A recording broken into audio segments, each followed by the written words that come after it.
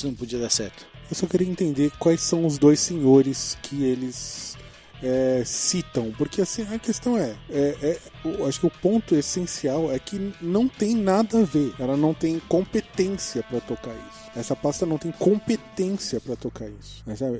Não é do vamos dizer, do contexto dessa pasta. Não tem nada a ver, entendeu? Acho que esse é o maior problema, sabe? Essa questão de servir a dois senhores é uma coisa bastante ambígua, né? Uma colocação meio que maluca. É que os caras não podem dizer isso, né? Que assim, a PGR não pode atestar, dar um atestado de incompetência para uma ministra da República, né? Mas aí deram uma volta, criaram uma parábola e falaram, olha, não dá para a FUNAI estar na pasta dessa senhora, né? Não pode estar nessa pasta. Teria que voltar para o Ministério da Justiça, como sempre foi. Porque o Ministério da Justiça é que tem conhecimento técnico para administrar essa pasta. E aí inventaram essa história dos dois senhores. Também acho, concordo com você plenamente. É uma expressão nada a ver, né? Mas é que o atestado de incompetência não podia sair, né? Bom, até a PGR tá entrando na onda do governo Bolsonaro, né? Falando bobagem. Enfim, o fato é que existe alguma razão nisso, né? E a gente deve ter reflexos aí nos próximos dias, semanas, meses, não sei exatamente. Não sei quanto a PGR pode influenciar ou não, né? Tirar a FUNAI da pasta ou não, ou se é só um conselho, né, para o governo, não sei. Agora, a Damares, nossa querida musa, ela não teve nenhuma fala que damarizou essa semana, mas ela também entra cada vez mais fundo em outra competência que é a educação, né? Ela trouxe mais uma vez a questão do ensino domiciliar para a pauta. Ela falou que vai colocar uma medida provisória para tentar, pelo menos, a regulamentação do ensino domiciliar e para dar guarida aos pais que já optam pelo ensino domiciliar para suas crianças.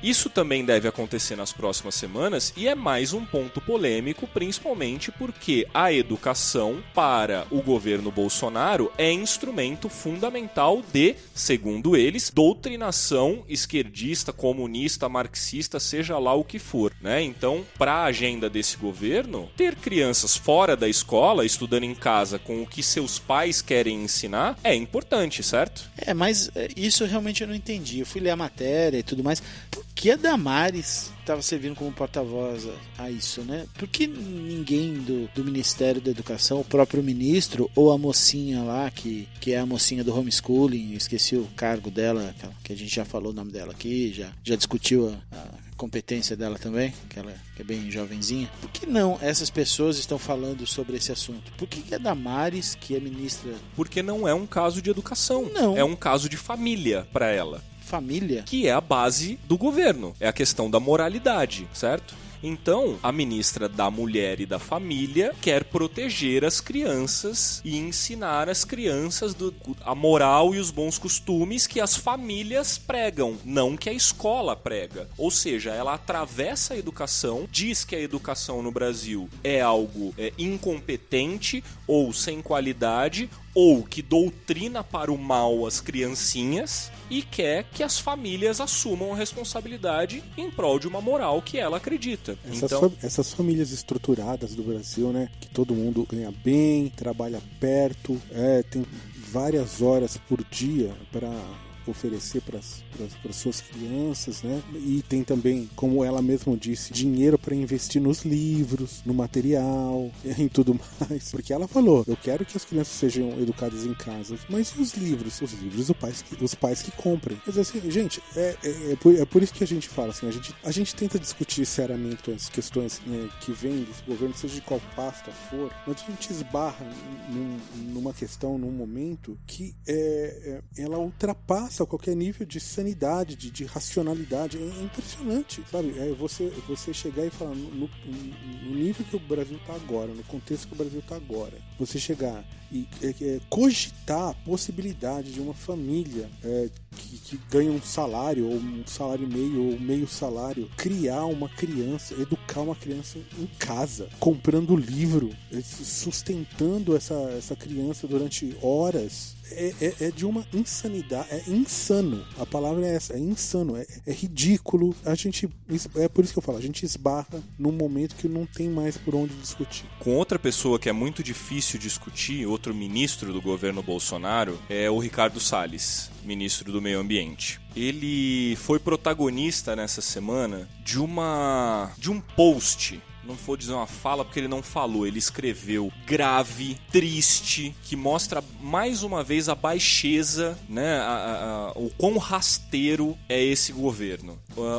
Um colunista, um jornalista da Deutsche Welle, que é uma publicação alemã, fez críticas, escreveu uma coluna fazendo críticas às propostas e às ações do meio ambiente do governo brasileiro, do governo Bolsonaro. A gente não precisa falar aqui no Opposicast quanto a gente critica e quanto a gente questiona as políticas ambientais desse governo, até porque elas sequer existem, né? A gente viu ali que nas primeiras 6 ou 7 semanas do ministério, de atuação do ministro do Meio Ambiente, ele sequer recebeu um ambientalista. Ele só recebeu pessoas da iniciativa privada, pessoas da agroindústria, enfim. Mineração, exatamente. Então, as políticas do Ricardo Salles, que é o ministro do Meio Ambiente, elas já são ridículas, absurdas e um atraso para o Brasil. Vão representar um atraso que a gente ainda não consegue mensurar, tá? Isso é muito grave. Mas o posicionamento dele com a Deutsche Welle, respondendo a Deutsche Welle em um post, foi tão baixo, foi tão raso, foi tão...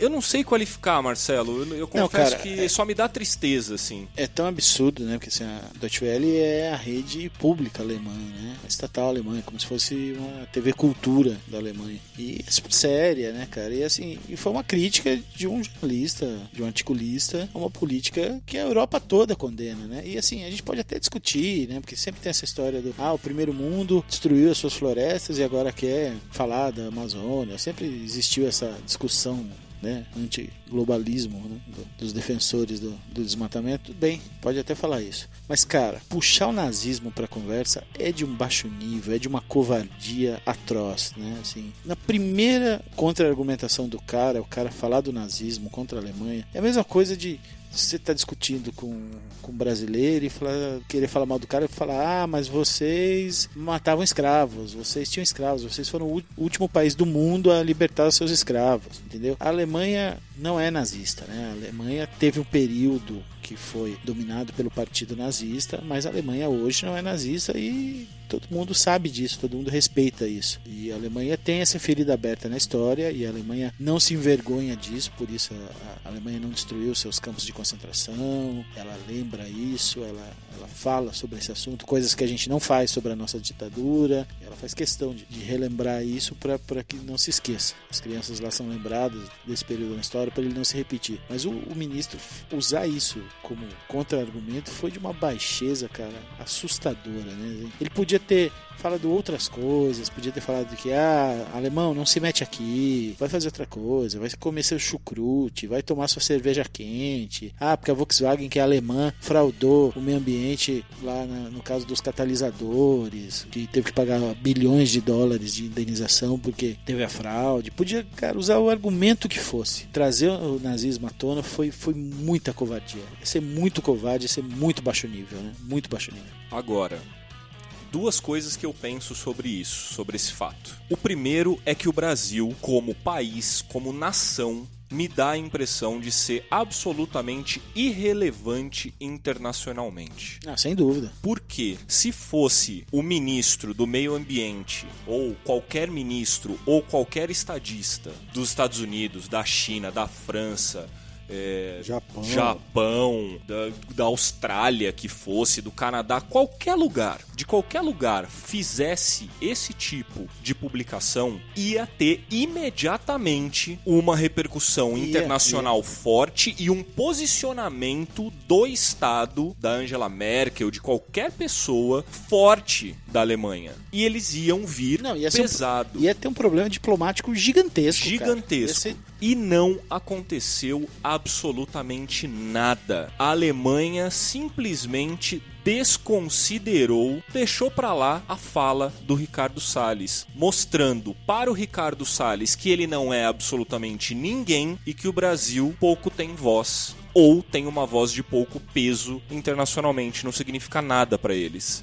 É isso mesmo. Isso é muito grave. Mas... Ou vem chumbo por aí, né? Ou vem chumbo, ou vem alguma retaliação econômica. Eu juro pra você que nesse momento eu espero que venha. Porque é mais importante que venha uma retaliação do que a gente passe sem ser notado. Porque isso é muito grave. Agora, uma outra questão. Mesmo que a Alemanha desconsidere, precisaria haver um posicionamento do nosso Ministério de Relações Exteriores. O Ernestinho tinha que se posicionar. Mas não dá, né, cara? O Mourão já tá cuidando do Ernestinho. Aí quem que vai cuidar do Ricardo Salles, né? Não tem mais, né? Porque o vai Mourão... Vai ter que pegar outro general pra cuidar do Ricardo Salles agora? Só tem um vice-presidente. Não, vai ter que pegar outro general, né? O Heleno já tá na cola do Bolsonaro também. O Mourão fica no Ernestinho. Fica todo mundo um correndo atrás do outro, você não tava aqui no outro podcast, mas a gente falou sobre isso, né? Que até descobriram que tem até um general comunista agora, né? Que é o Floriano Peixoto. É verdade, né? é verdade. Já pensou se põe o Floriano Peixoto pra cuidar do Ricardo Salles? Não pode, porque o Floriano Peixoto é um general comunista. General comunista. Faz bastante sentido isso. Já que ele é do Instituto Igarapé, então ele é comunista. Entendi, é verdade. Ele é pesquisador sênior do Instituto Igarapé, então ele é comunista. Então, agora... a lógica do Mamãe Falei é isso. Ah, mamãe falei, hein? Arthurzinho, você será bem-vindo aqui no Oposicast, se quiser argumentar com a gente, viu, querido? Bom, enfim, vamos encerrar esse assunto porque ele é triste. Nossa, mas precisava ser posicionado. Acho que você falou a palavra perfeita, covarde. Não, falar de criança judia é ser covarde demais. Covarde demais. Ricardo Salles, que vergonha de ter você como ministro do meio ambiente, podendo falar absurdos como esse pro mundo inteiro. O cara formado em Yale, né? Mestrado bíblico. Gente.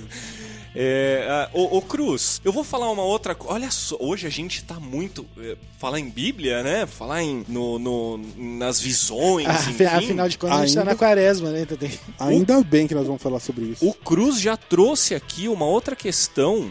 Não tem diretamente a ver com o Ministério do Meio Ambiente, mas tem um impacto profundo quanto a isso. Apesar de estar mais ligado ao Ministério da Agricultura, que teoricamente eles teriam que se conversar ali, mas acho que é só um ministério, porque o outro não existe, né? A agricultura existe, pra ficar claro, o Ministério do Meio Ambiente não. Mas se a Damares cuida da educação, sei lá, isso aí deve ser o Ministério da Economia que deve cuidar disso. É um eterno cross, né? O governo exatamente. Bolsonaro. Mas o que eu queria falar aqui é que o Cruz, como um dos visionários do Oposicast, você achou que quando ele falou das abelhas, da morte das abelhas na Europa, ele estava viajando? Não, senhor, não, senhora. Olha aqui, ó. Apicultores brasileiros encontram 500 milhão de abelhas mortas em 3 meses. Isso é grave, porque existem estudos que dizem que a humanidade não resistiria nem 5 anos caso todas as abelhas do mundo morressem. Então, isso acontece muito por causa do uso de agrotóxicos. O Brasil liberou, inclusive no começo desse ano, muitos novos agrotóxicos. Isso está tendo impacto no meio ambiente, Cruz. Entrou mais de 50 novos tipos de agrotóxicos liberados. A maioria deles não é liberado em nenhum lugar do mundo, só aqui no Brasil. E muito mais rápido do que a gente pensava, já começou a ter reflexo. E é a questão, gente, assim, essa questão das abelhas é simples. As abelhas são as maiores polinizadoras do mundo. Quer dizer assim, todo o meio ambiente depende delas para funcionar. Né? Até o agronegócio, né? Por incrível que pareça. Exatamente. O agronegócio que é pop, que é técnico, que é lindo, que é maravilhoso, que é chuchuzinho, até o agronegócio depende dele. Então, assim, se a abelha parar de polinizar, acaba a soja. Sabe essa coisa que se planta no Brasil? Mas a soja a gente não vai precisar mais de soja, porque agora é Estados Unidos e China direto. Vai sobrar soja agora. Soja tem de sobra agora. Não, mas é isso, quer dizer assim, essa é um passo que a gente dá em direção ao apocalipse zumbi, entendeu? Então, quer dizer assim, a gente fica brincando com isso, questão, mas é verdade, gente, assim, uma série de questões distópicas que a gente enxergava aí, uma série de filmes, séries e tudo mais, sempre acabou, por exemplo, assim, tem um episódio do Black Mirror que fala sobre a questão das abelhas, entendeu? Então, quer dizer assim, e tem uma série de outros documentários sérios que também falam, mas assim, nós estamos vendo as coisas acontecer, agora, nesse exato momento, coisas que a gente achava que só ia acontecer daqui 5, 10, 20, 30, 50 anos, sabe? As coisas estão acontecendo a uma velocidade inacreditável. Agora, o que a gente tinha certeza que não ia demorar para acontecer era o que tá